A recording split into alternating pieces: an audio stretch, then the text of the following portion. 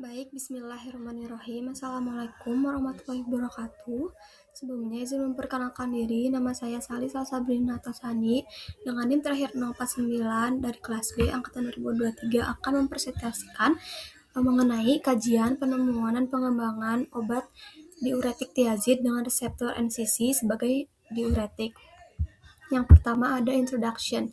Jadi, diuretik adalah salah satu obat antihipertensi yang sering diresepkan pada pasien dengan gangguan ginjal kronik. Diuretik adalah sifat meluruhkan air seni. Kemudian ada pengertian lainnya, yaitu sifat mengurangi jumlah air dan senyawa lain dalam plasma darah dengan cara dibuang sebagai urin. Selanjutnya ada pengertian dari GGK atau gagal ginjal kronik, yang artinya kerusakan ginjal atau laju filtrasi glomerulus kurang dari 60 ml per menit atau 1,73 meter persegi selama 3 bulan atau lebih, yang dapat berkembang menjadi gagal ginjal terminal atau kita sebut GGT. Ekspansi volume cairan ekstraseluler umum terjadi pada pasien GGK dan merupakan penyebab pentingnya terjadi hipertensi. Baik, yang pertama ada diuretik tiazid. Untuk definisinya, diuretik dan mekanisme biologisnya. Obat ini menghambat transport ion yang menurunkan reabsorpsi Na+ pada bagian-bagian nefron yang berbeda. Akibatnya, Na+ dan ion lain seperti Cl- memasuki urin dalam jumlah lebih banyak dibandingkan bila keadaan normal bersama-sama air yang mengangkut secara pasif untuk mempertahankan keseimbangan osmotik. Selanjutnya ada diuretik tiazid sebagai diuretik.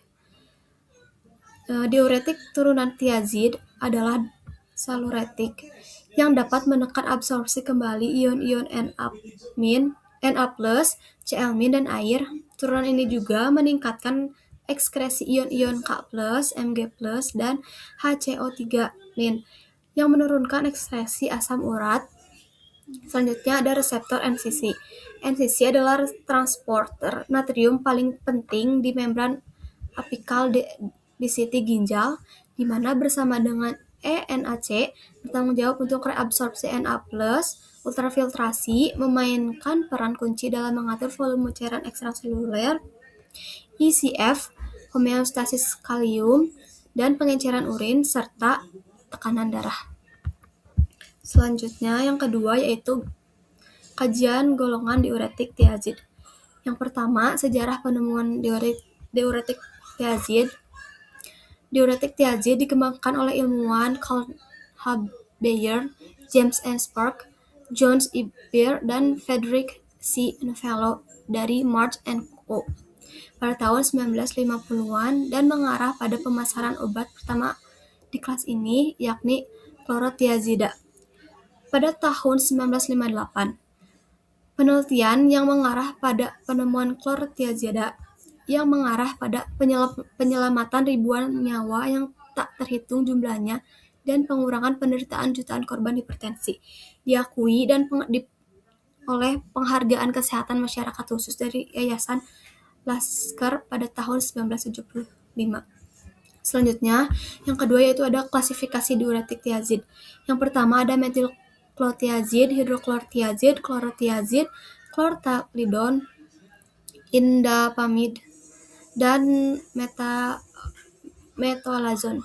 Yang ketiga ada mekanisme kerja diuretik. Diuretik tiazid mengurangi hipertensi dengan memblokir transporter natrium klorida Na+, plus Cl- transporter. Dengan memblokir transporter ini, diuretik tiazid menghambat reabsorpsi ion natrium dan klorida dari tubulus berbelit distal dengan air yang diikuti oleh osmosis. Karena lebih banyak air yang dikeluarkan dari tubuh, jantung bekerja lebih sedikit untuk memompa darah ke seluruh tubuh, menurunkan tekanan darah yang diperlukan untuk mencapai targetnya.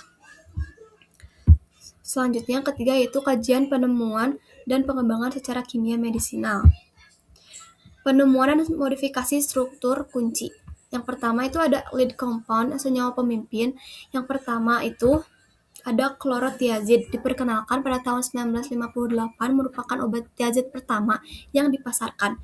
Ini adalah struktur prototipe dari 1,2,4 benzotiazin 7 sulfonamid 1,1 dioksida.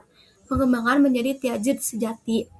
Hidrogenasi kata rangkap C3 C4 pada cincin heterosiklik klorotiazid menghasilkan hidroklortiazid atau kita sebut HCTZ. Hidroklortiazid pada tahun 1959 menjadi tonggak sejarah. Ia lebih poten 10 kali lebih kuat dan memiliki bioavailabilitas oral yang lebih baik daripada klortiazid. HCTZ menjadi standar emas dan tiazid sejati pertama. Selanjutnya ada penemuan dan modifikasi struktur kunci biologi. Yang pertama itu ada gugus sulfonamida di posisi 7 pada struktur tiazid. Selanjutnya yang kedua ada substituen di posisi kedua, posisi ketiga, dan posisi keenam.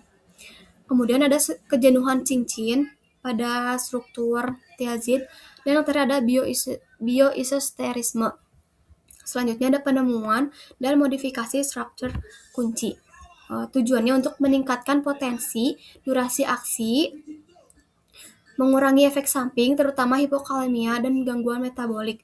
Contohnya itu hasil optimasi indapamid, penggabungan struktur indolin, memiliki durasi aksi panjang, efek vasodilator ditambah, dan gangguan metabolik hipokalemia yang lebih ringan dibanding HCTZ dosis tinggi. Selanjutnya ada metolazon, sangat poten, masih efektif pada gangguan fungsi ginjal, sedang di mana tiazid klasik sudah tidak efektif. Selanjutnya yang terakhir yaitu aktivitas farmakologi dan keamanannya. Aktivitas farmakologi diuretik tiazid. Memiliki aktivitas farmakologi diuretik tiazid bersifat kompleks dan multifaset dengan efek utama pada ginjal dan efek sistemik yang penting untuk terapi hipertensi.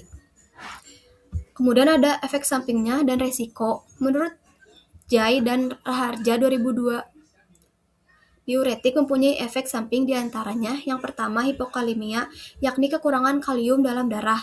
Yang kedua retensi asam urat dapat terjadi pada semua diuretik, terkecuali amilorid.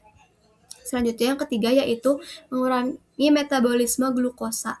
Yang keempat, mempertinggi kadar kolesterol dan trigliserida dengan masing-masing lebih kurang 6% dan 15%.